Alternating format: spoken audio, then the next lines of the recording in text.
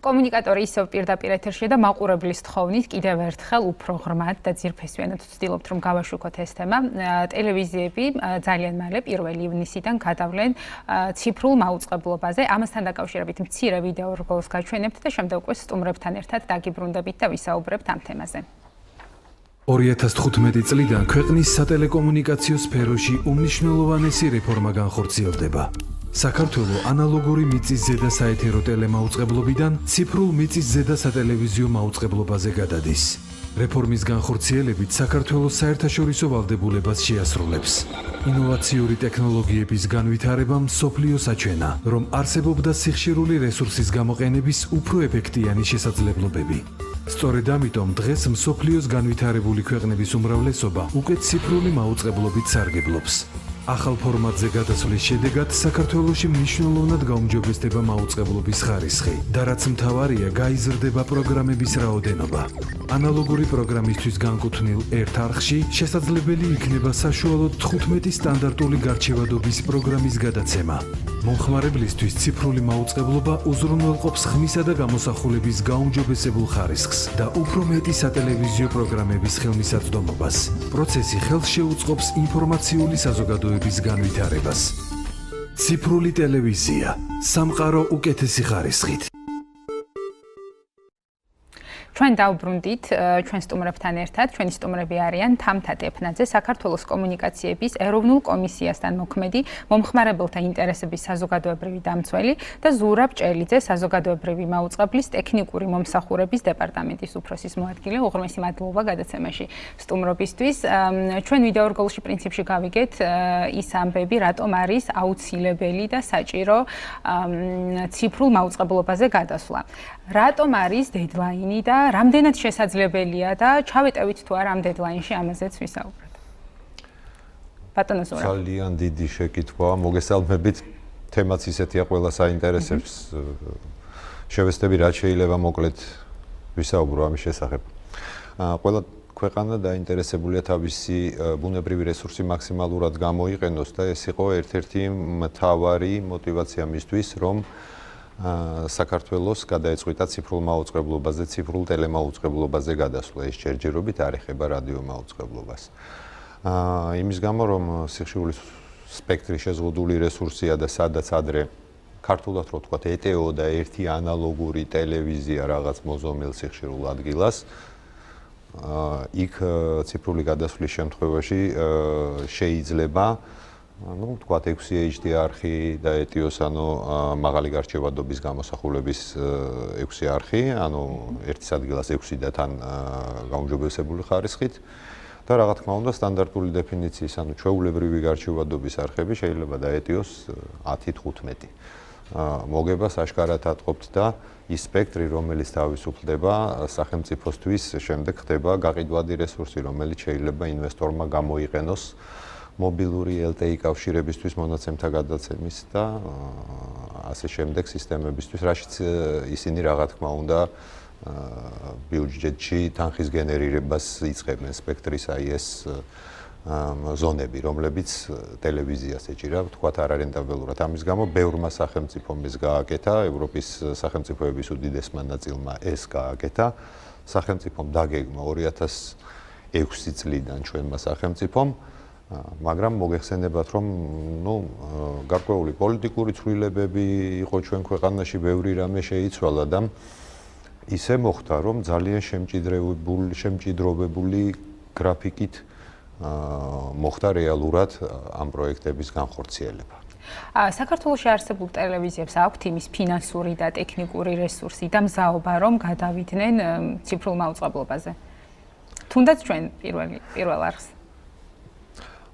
რა თქმა უნდა, ციფრულ მაუწყებლობაზე გადასვლა მოითხოვს გარკვეულ დანახარჯების გაწევას, იმიტომ რომ ციფრული მაუწყებლობა თუნდაც უკვე გვაძლევს მაღალი გარჩევადობის ფორმატით მუშაობის საშუალებას და კარგად მოგეხსენებათ, რომ საზოგადოებრივი მაუწყებლის პროგრამებიც კი მხოლოდ ნაწილობრივ იყო მაღალი გარჩევადობის და მათი მიღება შეეძლოთ მხოლოდ ვთქვათ სილკნეტის აბონენტებს, რომელთაც IPTV-ის მეშვეობით შეეძლოთ მაღალი გარჩევადობის ყურება. ეხლანდელი პროცესი გულისხმობს, რომ გარკვეული თანხები იხარჯება სახელმწიფო ბიუჯეტიდან იმისთვის, რომ მოხდეს ციფრული გადასვლა და ჩვენ ამის საშუალება მოგვეცეს, მაგრამ გარკვეული თანხები დასახარჯი გვექნება ჩვენც როგორც ორგანიზაციას იმისთვის, რომ ჩვენ სრულად მზად დღესდღეობით რომ მაღალ გარჩევადობაზე გადავიდეთ არა ვართ, მაგრამ იმისთვის რომ ციფრულ მაუწყებლობაზე გადავსულიყავით, ჩვენ მზად ვიყავით 3 წლის წინაც. ანუ ეს ორი სხვადასხვა რამეა, რომელიც შეიძლება იდენტიფიცირებული იყოს საზოგადოებაში, მაგრამ ესე არ არის. ანუ ციფრული გადასვლისთვის ჩვენ დღესაც აბსოლუტურად მზად ვართ, ტესტური მაუწყებლობაც მიდის და ნაწილი უკვე ჩვენ ახლა მაუწყებლობთ სწორედ ეს გადაცემა HD-ში მაუწყებლობთ ჩვენ როგორი ერთადერთი გადაცემა დღესდღეობით პირდაპირ ეთერში, რომელიც ჩვენი პროდუქტია, ასე ვთქვათ და არ არის ვთქვათ ტრანსლირება სპორტული მატჩის ან რაიმე მსგავსი რამე. ალბათ თამთა რამდენად მზად არის საქართველოს დღეს ასეთი მაუწყებლობისათვის და რა სტადიები გავიარეთ იმისათვის, რომ მაგალითად ჩვენ ახლა კონკრეტულად ჩვენ არხზე ვსაუბრობთ, რა საკვირველია, მაგრამ სხვა არხები თუ არიან მზად ამისათვის და გარკვეული ინფრასტრუქტურა თუ არის მზად. მოგიხსენებათ ურთულესი პროცესია ციფრულ მაუწყებლობაზე გადასვლის პროცესი ზოგადად. ამ პროცესში საქართველოს კომუნიკაციების ეროვნული კომისიის მხრიდან რაც საჭირო იყოს სიხშირული რესურსებზე, ვთქვათ, შესაბამისი ღონისძიების განხორციელება, ყველაფერი უკვე ყველაფერმა თავისი პროცესი პოვა. რაც შეეხება მზაობას, როგორც მაუწყებლებთან შეხვედრები აჩვენებს, ისინი მზად არიან და სულ როდესაც გამოთქვამენ, რომ ყველაფერი როგორც წესია, ისე წარიმართოს, რომ მაყურებელი საბოლოო ჯამში იყოს კმაყოფილი და მომხმარებელმა მიიღოს იმ ხარისხის მომსახურება, რაც წესით ამ პროცესს უნდა ახლდეს თან. რაც შეეხება თავად საზოგადოების ინფორმირებულობას და მზაობას, აი აქ საკმაოდ მნიშვნელოვანია ეს თემა, იმიტომ რომ ესეთი პროცესი, ანუ პირველად გადადის ხომ თავისთავად პირველად ექნება შემხებლობა ქართულ მომხმარებელს ციფრულ მაუწყებლობასთან. და ამ პროცესში ძალიან მნიშვნელოვანია მაყურებელს ჰქონდეს ზუსტი და ამომწურავი ინფორმაცია, თუ რა სირთულეებთან შეიძლება ჰქონდეს შეხება, რა ტექნიკური მხარდაჭერა სჭირდება მას იმისათვის, რომ ციფრული სიგნალის მიღება უზრუნველყოს. ხშირად აქვთ ხოლმე კითხვები გარკვეულ ტელევიზორებთან, თქვათ, შავთეთრი ან ფერადი თუ შეძლებს და რა სჭირდებათ, ანუ ეს რისივერი აუცილებლად ყველას უნდა ჰქონდეს თუ არა. აქ ძალიან დიდი ყურადღება უნდა გამახვილდეს ამ პროცესში კომპლექსურად საზოგადოების ინფორმირებულობის საკითხებზე. ვინაიდან თუ კი გვინდა რომ პროცესი წარმატებულად ჩავთვალოთ მომავალში, ამ თვალსაზრისით მაყურებელი თუ არ იყო მზად ტექნიკურად ინფორმირებულობის თვალსაზრისით, ვერ ჩავთვლით ისე სხვაგვარად ხომ პროცესს წარმატებულად. შესაბამისად, ჩვენი სამსახურის მიერ შემუშავდა რიგი რეკომენდაციები შესაბამისი უწყებების და ორგანიზაციების მიმართ, ასევე ხედვები ჩამოყალიბდა რა უნდა განხორციელდეს იმისათვის, რომ მომხმარებელი და მაყურებელი მზად იყოს. ასევე კომუნიკაციების ეროვნული კომისია საკმაოდ აქტიურად ჩაერთო ამ პროცესში. მინდა აღვნიშნო, რომ ზოგადად ციფრულ მაუწყებლობაზე, ციფრულ პლატფორმაზე გადასვლის პროცესის უზრუნველსაყოფად თავიდანვე შეიქმნა ციფრული მაუწყებლობის სააგენტო, მოგეხსენებათ, რომელმაც საკმაოდ დიდი სამუშაოები გასწია, თუმცა ისიც უნდა აღინიშნოს, რომ ესეთ რთულ პროცესებს, როგორც წესი, გარკვეულწილად თავისებური ხარვეზები ახლავს ხოლმე და ანუ ჩვენ რაღაც გარკვეული სატესტო რეჟიმი გვექნება, მაინც საშუალო. უკვე მიმდინარეობს სიმულკასტი. აი ახლა არის ეს სატესტო რეჟიმია, ახლა რაც ჩვენ ხარ მაუწყებლობთ ჯერჯერობით.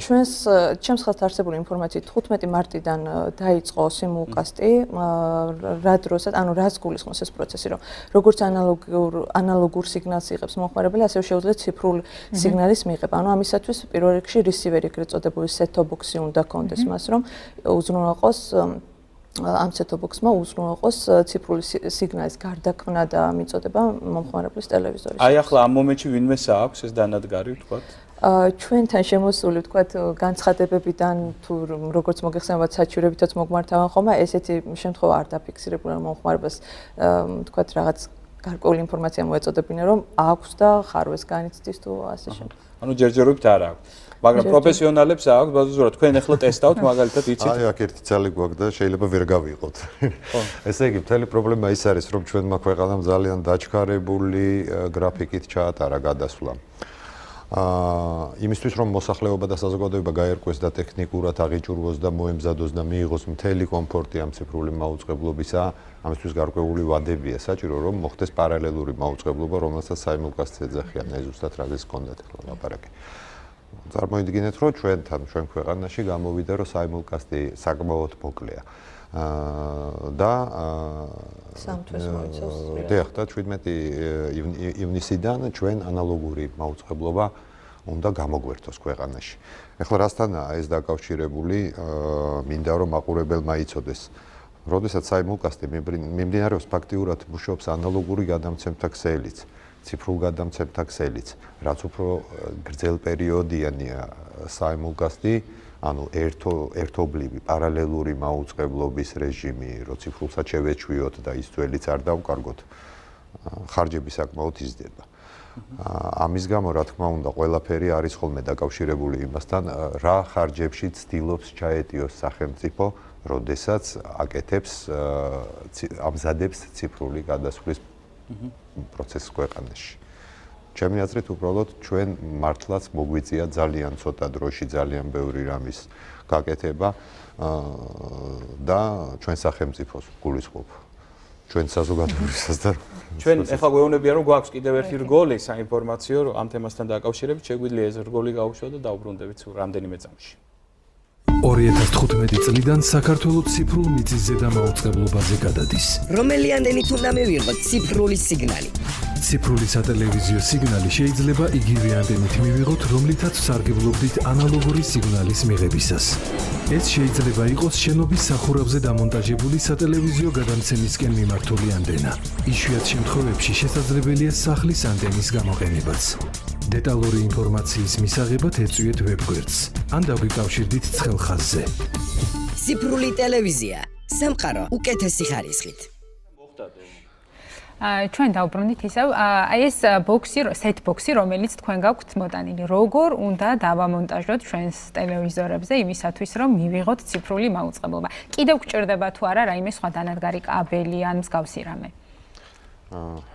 გიპასუხებთ, რომ მე ახლა მოვიტანე მარტო set-top box-ი, რომელიც, არის რაღაც ატესტო და ასე შემდეგ, სულაც არის დათვლილი ქართული ბაზრისთვის, არ შეიცავს ქართულ ფონტებს, რომ EPG ეგრეთ წოდებული პროგრამები შეძლოს გამოანათოს ეკრანზე პროგრამების ბადე ქართულ ენაზე, მაგრამ იღებს, ვთქვათ, ამ სატესტო სიგნალს.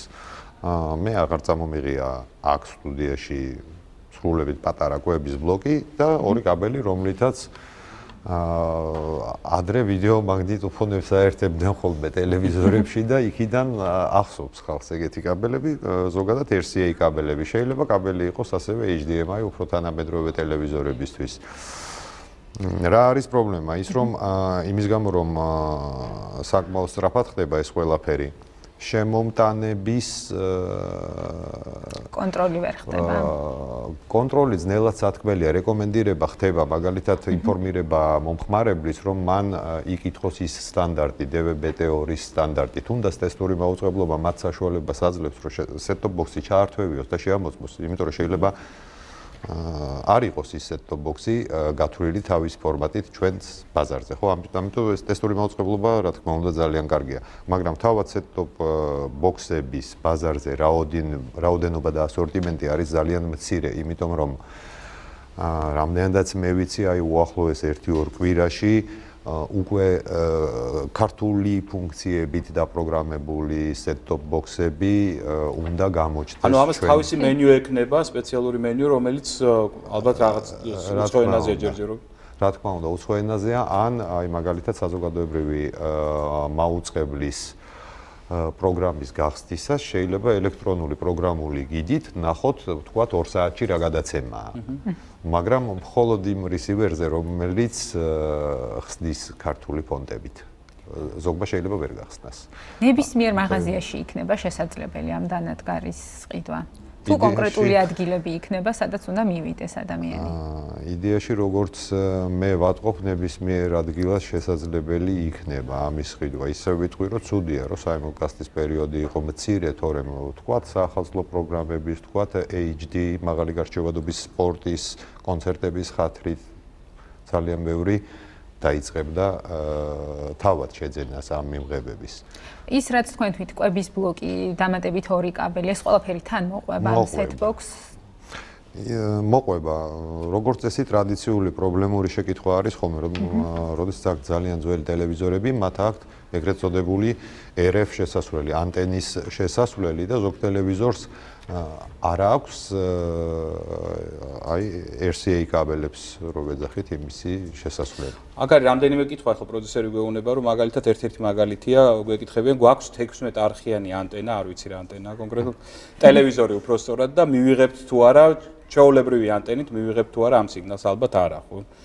ყველა შემთხვევაში ეს იქნება ძალიან ძნელი საპასუხოა, იმიტომ რომ 16 არხი გვაქვს ტელევიზორში დღეს, ეს შეიძლება იყოს, რომ ტელევიზორი მშვენივრადად იჭერს DVB-T2-ის ფორმატის სიგნალს, აკეთებს მის დეშიფრაციას და ისინი უყურებენ სატესტო ციფრულ მაუწყებლობას და თუ ჩვენ დავამატებთ არხებს, ასე ვთქვათ, ანძებზე, გადამცემებში, მათაც დაემატებათ.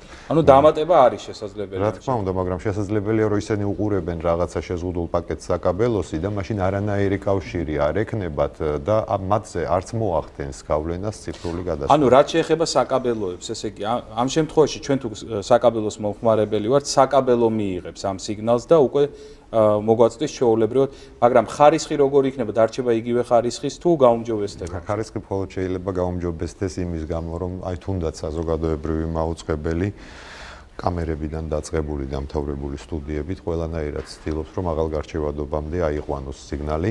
რა თქმა უნდა, ამ სიგნალის გადაცემით საკაბელოც მოიგებს და ხარისხი ექნება უკეთესი. სატელიტური არხების შემთხვევაში როგორ მოხდება და მე თქვენც დაამატეთ?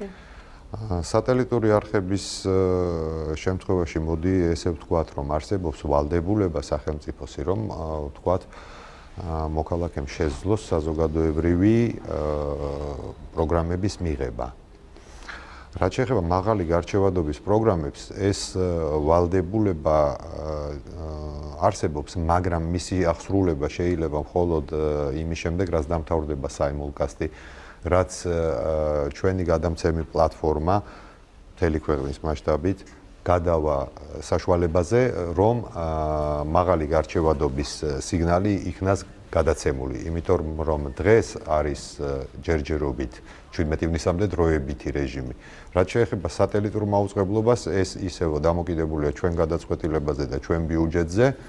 მე თუ მკითხავთ, ჩემი აზრი ესეთია, რომ საზოგადოებრივი მაუწყებლის პროგრამა უნდა დამზადდეს და გავრცელდეს ღიად მაღალი გარჩევადობის სიგნალი და მიღებადი იყოს ასევე სატელიტურ პლატფორმაზე და ჩვენ უნდა შევეცადოთ, რომ ამის ბიუჯეტი გქონდეს როგორც. ალბათ თამთა, ის რეგიონები, ის ადგილები, მაგალითად თბილისში არის გარკვეულწილად პრობლემატური ადგილები, სადაც მიღება სიგნალის უფრო რთულია. მათთვის უფრო მომგებიანი იქნება, ვთქვათ, გაუმჯობესდება მიღება, თუ არ არის ეს? რა თქმა უნდა, პროცესი თავის თავში მოიცავს იმას, რომ ზოგადად გაციფრულების პროცესი ბევრად გააუმჯობესებს ხელმისაწვდომობას საეთერო პროგრამებისა, მაგრამ აქ მნიშვნელოვანი აღინიშნოს, რომ მეტწილად გაციფრულების პროცესს იგრძნობენ ის მაყურებლები, რომლებიც მაუწყებლობას იღებენ სახლის საყოფაცხოვრებო ანტენით. ანუ ამ ანტენის არსებობის შემთხვევაში სჭირდებათ მათ რისივერი, ციფრული სიგნალის მიმღები, ეგრეთ წოდებული set-box-ი და შესაბამისი კაბელებიც, რომლებიც უკვე ვახსენეთ, RCA და HDMI კაბელი. ასევე კოაქსიალური, რომელიც იგივე ეს არის, რა ქვია, სპილენძის, ასე ვთქვათ, სპილენძის კაბელი. ფაქტობრივად იგივე იდეა რომ დავასრულოთ, აი ეს ერთხელ და სამუდამოდ მინდა რომ მაყურებელმა იცოდეს, რომ ის ვინც არის საკაბელოს და სატელიტური მიღების მომხმარებელი, მათ მხოლოდ თუ გაეზრდებათ ხარისხი, თორემ პრობლემები ამ გადასვლით არანაირად არ უნდა შეექმნათ. აი ეს არის მთავარი პრინციპი. ისინი იგრძნობენ, რომ გაიზარდა სამაუწყებლო არხები, ანუ მეტი სამაუწყებლო არხები ეწოდება, აუდიო ხარისხის და ზოგადად მაჩვენებელ ვიზუალური ეფექტი ბევრად უფრო გაუმჯობესდება და სხვა ბევრი ისეთი ნიუანსი ექნება, რომელთაც ისარგებლოს იგივე პროგრამების დაგეგმარება შეუძლია რას უნდა რომ უყუროს, ვთქვათ, შეხსენების რეჟიმით ისარგებლოს გამოსახულებს და სხვა ბევრი ვთქვათ მოსახერხებელი და სასურველი მომენტი არსებობს ციფრულ ერთი მარტივი ამბავი უნდა კითხოთ ჩვენ მაყურებელს ძალიან აინტერესებს და რამდენიმე დაგვისვა ასეთი შეკითხვა თუ იგეგმება რომ მოხდეს ამ set-box-ების განვადებით გაცემა რამდენად შესაძლებელია და თუ გიფიქრიათ მსგავსი ტიპის პროექტი შესთავაზოთ იცით ჩვენ ამას კომპანიამ რომ გააკეთოს თქვენი ინიციატივა. ვინაიდან ტექნიკის კომპანიებში განთავსდება თავისთავად და დღესდღეობით უკვე ბაზარზეც არსებობს როგორც უკვე ვახსენეთ სხვადასხვა ქვეყნის იგივე ირანიდან, ჩინეთიდან შემოედინება ვთქვათ ეს set-box-ები, რომლებსაც გარკვეული ხარვეზი აქვთ როგორც უკვე აღნიშნეთ ვინაიდან ქართულ ფონდს ვერ კითხულობს რიგ შემთხვევაში და მომხმარებას აქვე ვურჩევთ რომ ყურადღება გაამახვილოს შეძენის დროს და დასვას კითხვა რომ რამდენად შეუძლია ამა თუ იმ set-box ქართული ფონდის გარჩევა რომ შესაბამისად ისარგებლოს ყველა იმ უპირატესობით, რაც ციფრულ მაუწყებლობას გააჩნია და თქვენს განვადების ნაწილში ინდივიდუალური მაღაზიები ისედაც თვითონ უზრუნველყოფენ სხვადასხვა ტექნიკასთან დაკავშირებით ეს მათი კომპეტენციის საკითხია. თქვენ რამე რეკომენდაციას გაუწევთ თქვათ კონკრეტული მოდელების აი სიას გააკეთებთ თუ იქნება რა სამწუხაროდ დღეს ერთ-ერთი ხარვეზი მე როგორც აღნიშნე არის ის რომ არ არსებობს ტექნიკური პარამეტრები გაწერილი თუ რა სტანდარტებს უნდა აკმაყოფილებდეს set-box-ები ის მინიმალური სტანდარტები რომლითაც უნდა თქვათ არსებობდეს საქართველოს ბაზარში შემოტანილი set-box-ები იმისათვის რომ რაიმე პრობლემას არ წააწყდეს მოხმარების დროს მაყურებელი. ანუ არ არსებობს ეს ტექნიკური პარამეტრი. რამდენადაც ჩვენთვის არის მეც ვიტყვი ერთი-ორ სიტყვას. ძალიან მოკლედ ბატონ ზურამ მომბე გავხდით ცოტა ხანში. ძალიან მოკლედ ვიტყვი. ძალიან ბევრ უცხოურ ქვეყანაში ამ თემაზე მქონდა შეხვედრები. არ არსებობს იურიდიული მექანიზმი, რომლითაც შეგიძლია ვინმეს აუგრძალო ძველებური ან სხვა სტანდარტის რაიმე მიმღები მოწყობილობის შემოტანა. აი გადამცემი შეიძლება აუგზავნო, მიმღებს ვერ აუგზავნო. ამიტომ ერთადერთი იყო რომ თუ ჩვენ მოვახერხებთ რომ აი სტიკერების მსგავსი რაღაც არსებობდეს, რომელიც შემომტანებს ურიგდებათ იმ შემთხვევაში თუ ისინი აკმაყოფილებენ იმ მინიმალურ მოთხოვნას მაინც, რომელიც სახელმწიფომ დაუყენა აი მოწყვლადი ოჯახებისთვის დასარიგებელი მიმღებების ტენდერში. თუნდაც იმას თუ აკმაყოფილებენ. სერტიფიცირებულია მხოლოდ ის set-box-ები, რომლებიც სოციალურად დაუცველ ოჯახებს გადაეცემათ და ამავე დროს შეზღუდული შესაძლებლობის მქონე პირებისთვისაც განსაზღვრულია რომ ადგილზე მიუტანონ. და მონტაჟი იქნება და მონტაჟიც ოღონდ მხოლოდ ამ სეგმენტისთვის. კარგი. ძალიან დიდი მადლობა. მე მაქვს ოდნავ გავარკვიეთ ჩვენი მაყურებელი, თუ არა კიდევ ერთხელ გავიმეორებ დაახლოებით ერთ თვეში. დიდი მადლობა. თამთა ტეფნაძე და ზურაბ ჭელიძე იყვნენ ჩვენი გადაცემის სტუმრები. უღრმესი მადლობა კიდევ ერთხელ გადაცემაში სტუმრობისთვის და საინტერესო და მნიშვნელოვანი ინფორმაციის მოწოდებისთვის.